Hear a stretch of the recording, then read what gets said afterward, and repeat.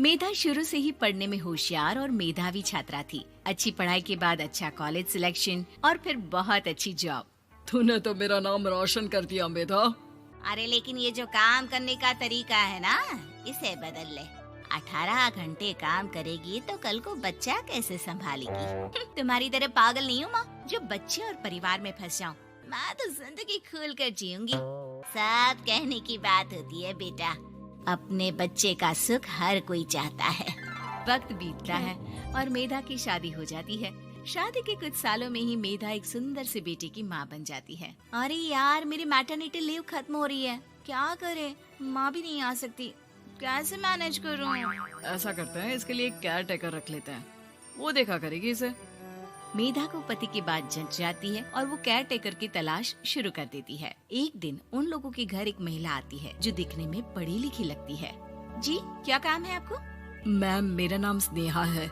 आपका एड देखा care taker का, क्या मैं आपके यहाँ काम कर सकती हूँ? हाँ, क्यों नहीं, लेकिन आप तो अच्छे घर की लगती हैं, फिर नौकरी क्यों?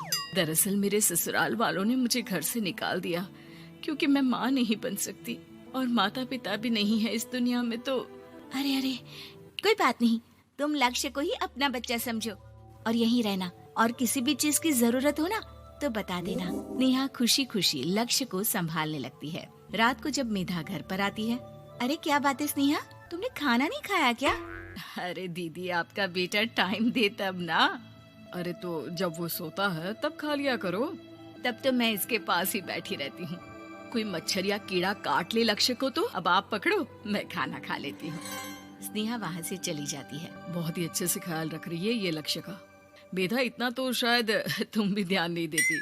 मेधा को पति की बात बुरी तो लगती है लेकिन कुछ नहीं कहती। धीरे धीरे स्नेहा मेधा और उसके पति के साथ बाहर भी जाने लगी। सुनो, स्नेहा को भी बाजार ले चलते हैं, वो क्या है ना, लक्ष्य को देख लेगी जब तक मैं शॉपिंग कर लूंगी। हाँ चलो, वैसे मैं चाह रहा था कि लक्ष्य को लेकर हम दोनों ही चलते। क्या यार, तुम तो फ्री में इमोशनल हो जाते हो, कितना देख लेंगे हम दोनों मिलकर, ले चलो उसे। कार से निकलकर मेधा और लक्ष्य रोड क्रॉस कर रहे थे कि सामने से कार आ जाती है। मेधा का ध्यान नहीं होता लेकिन स्नेहा तुरंत लक्ष्य को मेधा से छीन लेती है। मेधा गिर जाती है और कार मेधा को छूकर निकलती है, जिससे मेधा को खून आ जाता है। पति मेधा को हाथ देकर उठाता है। स्नेहा लक्ष्य को लेकर गले लगाई रहती है। थैंक्स स्नेहा, मैंने तो ध्यान ही नहीं दिया था कि कार आ रही है। स्नेहा का गुस्सा मालकिन पर टूट पड़ता है। अरे कैसी माँ है आप, अगर आज कुछ लक्ष्य को हो जाता तो मैं आपको कभी माफ नहीं करती। छोटा सा बच्चा है, उसे चोट लगती है तो पता है कितनी तकलीफ होती है। पति भी स्नेहा को देखने लगता है कि उसे क्या हो गया। मेधा को स्नेहा पर काफी गुस्सा आ जाता है। घर आकर कहती है, देखो स्नेहा, माना तुम लक्ष्य को बहुत प्यार करती हो, लेकिन वो मेरा बेटा है, मैं कभी जानबूझकर उसके साथ बुरा नहीं कर सकती, समझी? मुझे माफ कर दीजिए, मैं लक्ष्य को लेकर कुछ ज्यादा ही सेंसिटिव हो चुकी हूँ। मैं ध्यान रखूंगी कि आगे से ऐसा ना हो। मेधा का मन स्नेहा से अब हटने लगा था। एक शाम मेधा ऑफिस से घर आती है कि लक्ष्य उसे दिखाई नहीं देता और ना ही स्नेहा। वो स्नेहा के कमरे में जाती है जहाँ दोनों सो रहे होते हैं।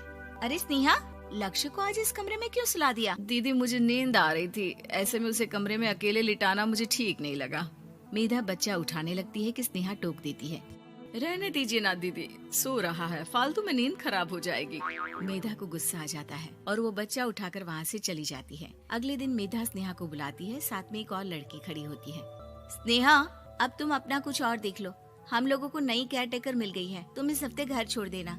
स्नेहा का मन लक्ष्य को छोड़ने का नहीं करता, लेकिन नौकरी तो नौकरी होती है ना। स्नेहा घर से चली जाती है। धीरे धीरे महीने और साल बीतते जाते हैं और लक्ष्य एक नौजवान लड़का हो जाता है। लक्ष्य, आज मुझे मंदिर जाना है, ले चलोगे?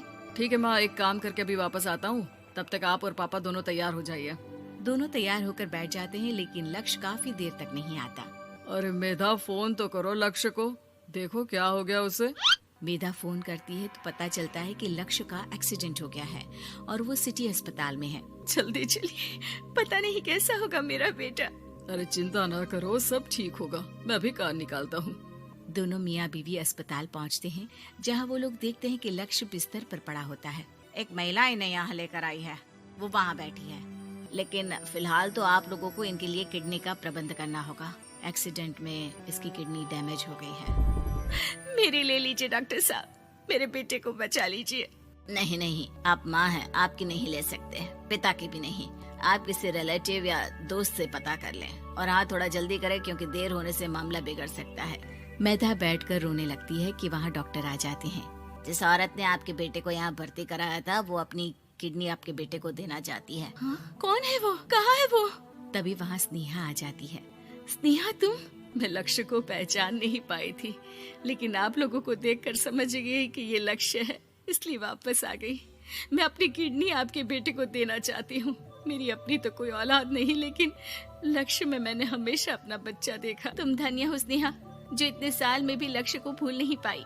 सही मामले में तो वो तुम्हारा ही बच्चा होगा, क्योंकि जन्म भले ही मैंने दिया हो, लेकिन आज तुम उसकी जिंदगी बचा रही हो।